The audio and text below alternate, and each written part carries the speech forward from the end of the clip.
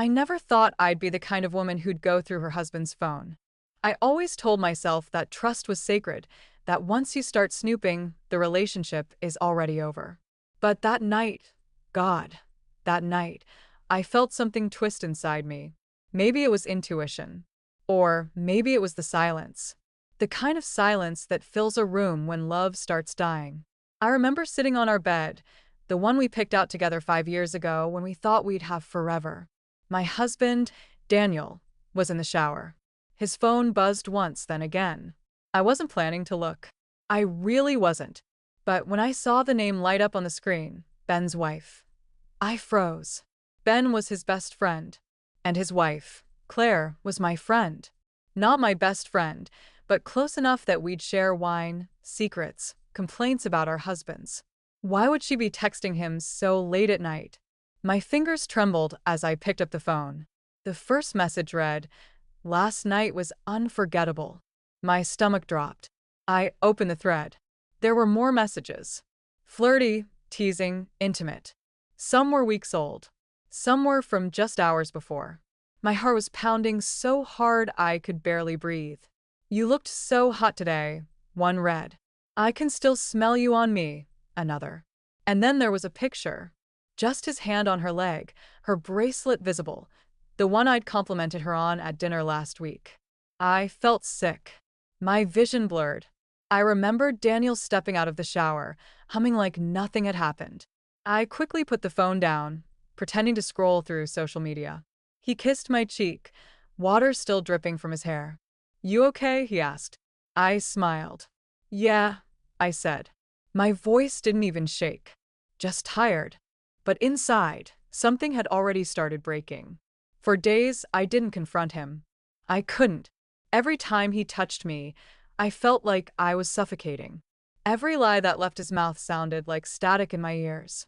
I began watching him, quietly, like a stranger in my own home. He'd leave for late meetings, come home smelling faintly of perfume that wasn't mine. He'd shower immediately, and I'd sit in the living room, staring at the front door, imagining her waiting for him somewhere, wearing that smug smile she always had. The worst part? Claire still texted me. She'd send me photos of her kids, memes, random chatter about recipes. Like she wasn't sleeping with my husband. I started wondering how long it had been going on. Was it before Ben and she separated? Or had my husband been part of the reason they broke up? I needed proof. Not just the texts, I needed to see it. To catch them. So I planned something. Something that felt childish, but necessary. I told Daniel I was visiting my sister for the weekend. He smiled, almost relieved. "You need a break," he said.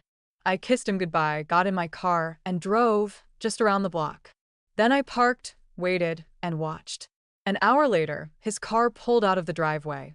I followed him from a distance, my heart thudding so loud I thought he'd hear it if I got too close. He drove across town, stopped outside a small Airbnb, a place I'd never seen before. He got out, looked around, and then she appeared. Claire. Wearing a coat I recognized from the dinner party we'd hosted together. They hugged. It wasn't friendly. It was desperate, hungry, like they couldn't wait another second. I took photos. My hands were shaking so badly the images came out blurry, but it didn't matter. I had what I needed. I wanted to confront them right there, scream, throw open the car door, and destroy the illusion they were living in. But something stopped me. Maybe it was pride. Maybe it was the realization that I wasn't ready for the fallout. I drove home instead. That night, I sat at the kitchen table and looked at my wedding photos. The smiles, the vows, the promises, lies, all of it. And then I thought of Ben. Poor Ben. He had no idea. Or did he? The next morning, I texted him. "Can we talk?" He replied immediately. "About what?" I hesitated, then typed. "It's about Claire. And Daniel." He didn't respond for almost 10 minutes. Then, "I think we should meet." We met at a small cafe downtown, one of those quiet places where no one looks at you too long. He looked exhausted, like he hadn't slept in days. When I told him everything, he didn't look surprised, just sad. "I knew," he said finally. Or at least I suspected. I stared at him, confused.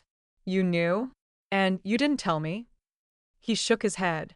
I wanted to, but I didn't know how to prove it. She was careful. He was too. I thought maybe it was just me being paranoid. We sat there for hours, going over every memory, every little red flag we'd both ignored. It was like piecing together a puzzle of our own humiliation. But then Ben said something that changed everything. You know, he said quietly, Claire told me something once. About you.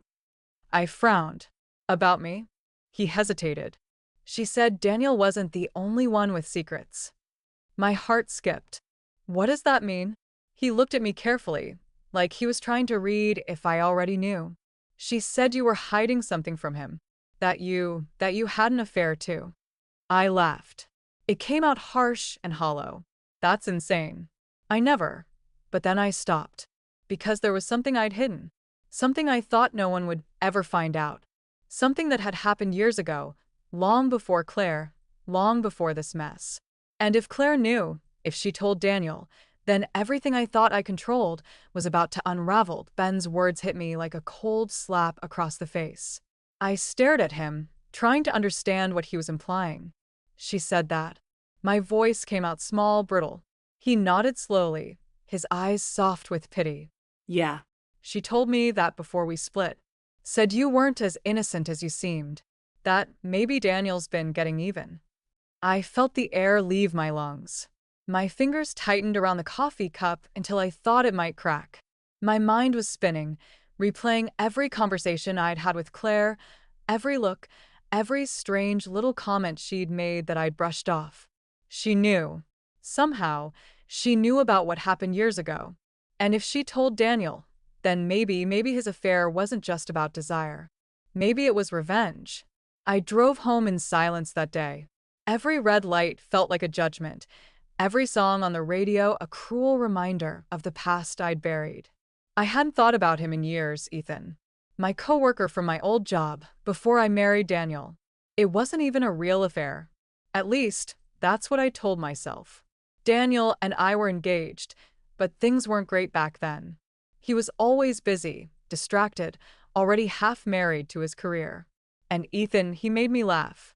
He noticed me. It started with lunches, jokes, inside references. One night, after a work party, we kissed. That's all. One kiss. But it was enough. I'd spent years convincing myself that it didn't mean anything, that it was just a mistake, that I was still the good wife. I never told Daniel. I thought I'd taken that secret to the grave. But somehow Claire knew. Maybe Ethan told someone. Maybe gossip traveled. Maybe she'd overheard something when we all used to hang out. The point was, if Daniel knew, that changed everything. When I got home, he was in the kitchen, chopping vegetables like nothing had happened. The sight of him made my stomach churn. The man I'd loved, shared a bed with, laughed with, he was a stranger now. Hey, he said casually, not looking up. How is your sister? She's fine, I replied. It was nice to get away. Good, he said, smiling slightly. You needed it. I watched him for a long time. His easy composure, his confidence, it all felt like a performance now. I wondered how long he'd been rehearsing. That night, when he fell asleep, I lay awake staring at the ceiling. My mind wouldn't stop spinning. If he knew about Ethan, then his affair with Claire wasn't just a betrayal, it was calculated. A punishment. The thought made my skin crawl. I needed to know for sure. The next day, I went to see Claire. I told her I needed to catch up, that I missed our talks. She invited me over, all smiles, no trace of guilt. Her house looked perfect as always. White walls, expensive candles, not a toy out of place. She poured me a glass of wine, and for a moment it felt almost normal. But underneath that surface calm, I could feel something sharp. We sat in her spotless kitchen, sipping wine, dancing around small talk until I finally said, I know about you and Daniel. Her hand froze halfway to her lips. Then she put the glass down and looked at me with something between amusement and resignation. How long have you known? She asked softly. Long enough. Then I guess there's no point denying it. Why? I demanded. my voice shaking. Why him? Why me? You were my friend, Claire. She leaned back in her chair, crossing her arms. You really want the truth? Yes. She sighed, looking at me like I was a child who'd asked a question she didn't have the maturity to understand. Because he was already halfway gone from you. You just didn't see it. And because he came to me first. I blinked. What? She smiled, slow and cruel. He told me everything, Sarah. About you and Ethan. How he found out years ago. He didn't say it outright, but I could tell he was broken by it. I didn't mean for it to happen at first, but we connected. We were both lonely, both betrayed. My chest tightened, the air suddenly heavy. You're lying, I whispered. Am I? She said, raising an eyebrow. He told me the night it happened. He said he saw the messages. You deleted them, but not before he did. He never confronted you, because he wanted to keep the illusion. But he never forgot. I felt dizzy. My hands were cold. Everything she said could have been a lie, but something about the calm way she said it made me believe her. I tried to think back to that time, to remember if Daniel had acted differently. Had he been distant afterward? Detached? Yes. Yes, he had. So this, I said quietly, this was payback? Maybe at first, she said. But then it became real. I think he loves me now. The words shattered something inside me. I stood up, nearly knocking over my glass. You're pathetic, I spat. Both of you. She didn't flinch. Maybe. But at least we stopped pretending. I stormed out of her house, tears blurring my vision. I didn't even remember driving home. My mind was on fire, a whirlwind of rage, shame, disbelief. All those years, our marriage, our laughter, our plans, everything was built on lies. His revenge, my guilt, her manipulation. It was all rotten. That night, when Daniel came home, I was waiting for him. The moment he walked in, I said, "We need to talk." He froze, then nodded slowly. Okay. We sat across from each other in the living room, the air between us thick with everything unspoken. I know about you and Claire, I said. He didn't deny it. He didn't even look shocked. Just tired. I figured you would, he said softly. How long? I asked. Almost a year. I swallowed hard. Why? He stared at the floor. Do you really need me to say it? Yes, I hissed. Say it. He looked up at me then, his eyes hollow. Because you broke me first. My breath caught. You knew. Of course I knew, he said, his voice trembling now. You think I wouldn't notice? You came home smelling like his cologne, smiling at your phone. You thought you were so careful. I didn't confront you, because I didn't want to lose you. I thought maybe if I just ignored it, we could go back to how it was. But I never forgot. Not for one damn day. I opened my mouth, but nothing came out. Then Claire happened, he continued. She was there. She listened. She made me feel wanted again.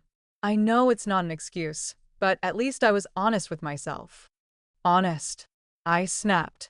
You lied to me for a year. Like you didn't, he shot back. The silence that followed was unbearable. I felt tears burning behind my eyes. So what now? I whispered. You love her? You're leaving me for her? He shook his head. No. I don't love her. Not really. It was never about her. Then what was it about? It was about feeling something, he said. Anything. After you broke my trust, everything went numb. She made me feel alive again. I stood there, shaking. I wanted to scream, to hit him, to make him hurt the way I did. But all I felt was exhaustion. Years of pretending, of carrying guilt, of building a life on half-truths. It had drained everything out of me. I went upstairs, packed a suitcase, and walked out. He didn't stop me. He just sat there, staring at the wall, like a man watching the ruins of his own house burn down. But that wasn't the end. A week later, I got a message from Claire. Just one line. You might want to check your email. My stomach sank as I opened my inbox. There was a folder full of photos. Me and Ethan. Old ones. Ones I thought I'd deleted years ago. But these weren't just photos from my phone. There were screenshots of messages, emails, timestamps, things I didn't even remember sending. Claire had somehow gotten them. Or maybe Daniel gave them to her. Maybe this was their final act of destruction. But there was something strange. At the end of the email chain, there was a message from a third person. Someone I didn't know. And that message would change everything. The email came from an address I didn't recognize. Unknown sender 871 at protonmail.com. No name, no profile picture. Just a single subject line that made my blood run cold. You've been played. I opened it, my hands trembling so violently I nearly dropped my phone. Inside, there was a short message. You think it was about revenge. It wasn't. It was a setup. Claire isn't who you think she is. Below it was an attachment, a zip file titled Proof Zip. My first instinct was fear. This could be a virus or blackmail or some sick joke. But curiosity won. I downloaded it, unzipped it, and what I saw made my knees go weak. There were photos, hundreds of them. Screenshots of messages between Claire and Daniel, yes, but also between Claire and someone else. Messages where she talked about me, where she planned things, where she said things like, she'll find the texts eventually. That's the point. And don't worry, once she sees everything, he'll be mine completely. My heart was hammering in my chest. She wanted me to find out. She had manipulated everything. But the question was, why? What did she gain from destroying 2 marriages, from setting this whole twisted plan in motion? And then I saw the last file in the folder. A document labeled Claire_planned docs. I opened it. It wasn't long, just a few paragraphs. But it read like a manifesto, a confession. In it, she described how she'd met Daniel years before I ever met him. Apparently, they'd gone out once, briefly. He didn't remember her, but she remembered him. And she never got over it. She'd followed his career, his marriage, our life, through social media. And when her own marriage with Ben began to crumble, she saw an opportunity. She joined a yoga group I attended, befriended me, slowly inserted herself into my world. Her words made my stomach twist. She trusted me right away. People like her always do. She wants to believe in the good in others. That's why she deserves this. She took the life I should have had. My mouth went dry. This wasn't just infidelity. It was obsession. Revenge for something that never even happened. I could barely process it. She had planned everything. Every dinner, every girls' night, every conversation where I confided in her about Daniel's distance. She'd used my words, my pain, to get closer to him. I felt sick, like the ground had been pulled out from under me. I forwarded everything to Ben. Within minutes, he called me. Sarah, he said, his voice shaking. Where did you get this? Someone emailed it to me. I don't know who. Did you know about this? No, he said. But it makes sense now. So much makes sense. What do you mean? I asked. Claire, she's been different for years. Controlling, manipulative. When I found out about her and Daniel, I thought it was just her being selfish. But this is insane.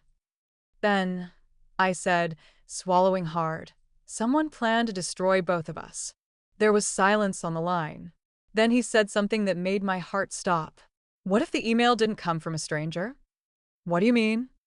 What if Daniel sent it? I froze. The thought hadn't even crossed my mind. But as soon as he said it, it made a strange, terrible kind of sense. Who else had access to all those messages? Who else would know exactly how to hurt Claire, how to expose her? Could Daniel have turned on her? I needed answers. That night, I went back to the house. I didn't knock. I walked right in.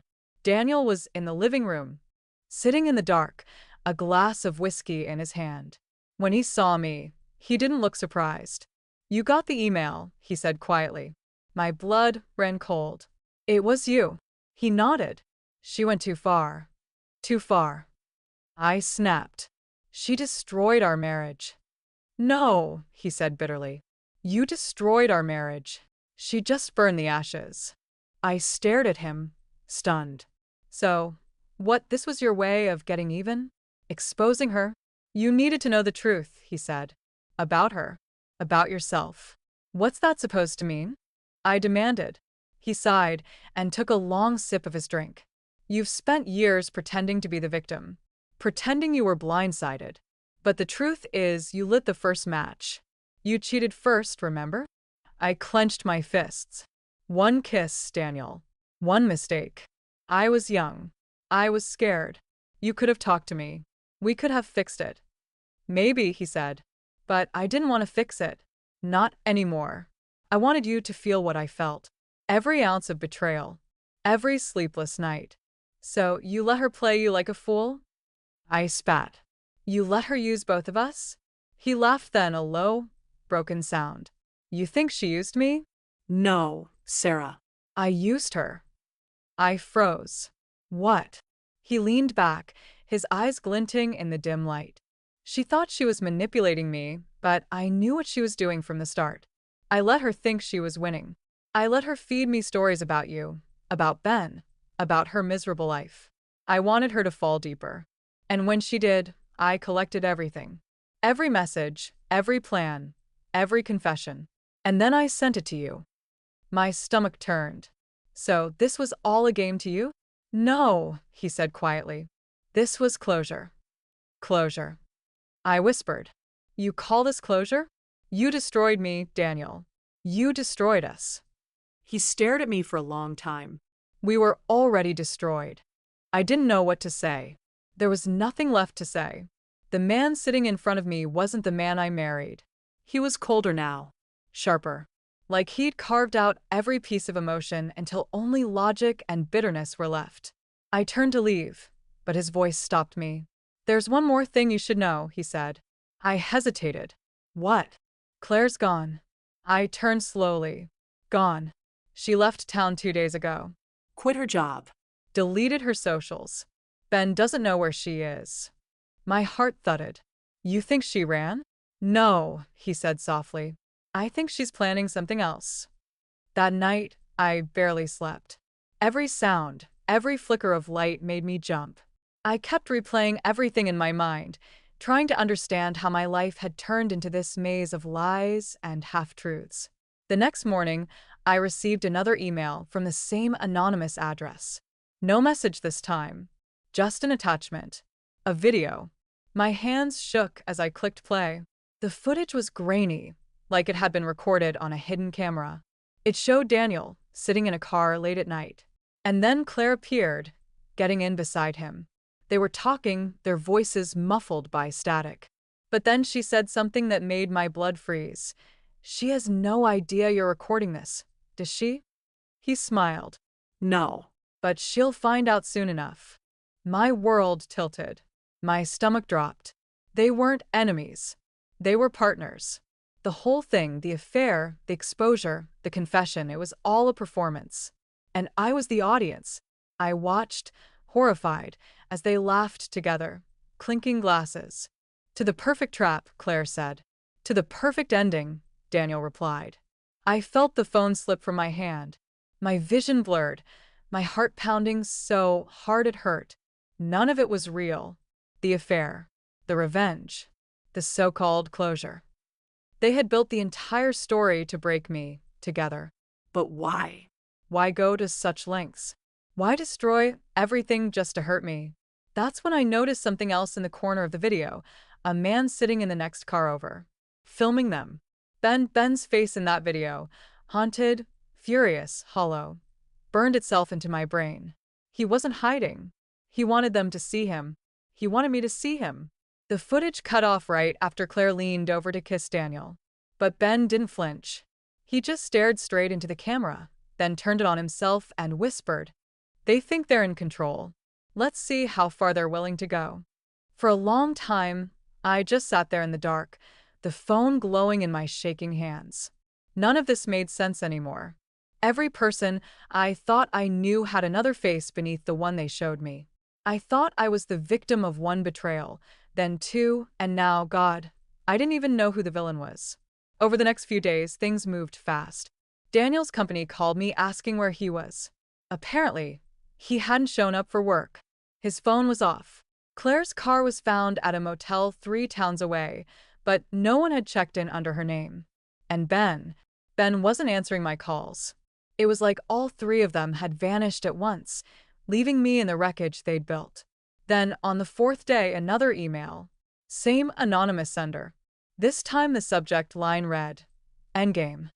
There was no text, just a link to a cloud drive. Inside were dozens of files, recordings, emails, photos, evidence of everything. Every affair, every manipulation, every lie. It was all cataloged like some deranged project. And the last file was labeled for Sarah. It was a video again. Daniel was sitting in what looked like a hotel room. He looked different, disheveled, pale, hollow-eyed. He spoke directly to the camera. Sarah, he said, voice low and raw. If you're watching this, you know everything now. You know what we did, what she did. But there's one thing you don't know. She wasn't supposed to hurt you. She was supposed to hurt me. She was never after you. She wanted to ruin me. You were just the collateral damage. And I let her, because I thought I deserved it. He took a deep breath, staring down at something off-screen. I thought revenge would make the pain go away. It didn't. It just multiplied it. I'm leaving everything here, the proof, the recordings. Do whatever you want with them. Tell Ben. Tell the police. Tell the whole world. But don't come looking for us. He looked up again, eyes glassy. You were right. We could have fixed it. I just didn't want to believe you. Then the screen went black. That was 2 weeks ago. No one's seen Daniel or Claire since. Ben finally resurfaced, said he handed everything to the police but didn't tell me where they are or what he knows. And me? I moved out of the city. I got a new job. New number. I'm trying to start over. But sometimes, late at night, I swear I see a car parked across the street. A dark sedan, engine running, lights off. Sometimes I tell myself it's nothing. Sometimes I'm sure it's them. Watching. Waiting. I don't know what's true anymore. Maybe I never did. What would you do if you found out every person you loved had been lying, not just to you, but about you all along?